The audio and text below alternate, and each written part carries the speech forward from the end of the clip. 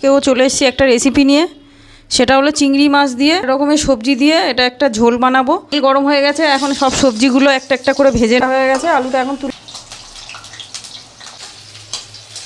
তুলে নেব। নুন হলুদ মাখানো ছিল, দিয়ে দিলাম, ভেজে নেব ভালো করে। এটা খুব ভালো করে ভেজে নিয়েছি। এবার তেলের ওপর একটু 5 ফোড়ন দিয়ে দেবো, ডাঁটাগুলো দিয়ে দেবো। ডাঁটাটাকে বেশি ভাজবো না। লঙ্কা দিয়ে দিলাম ভেঙে, একটু আদা বাটা, একটা টমেটো, নুন দিয়ে দেবো,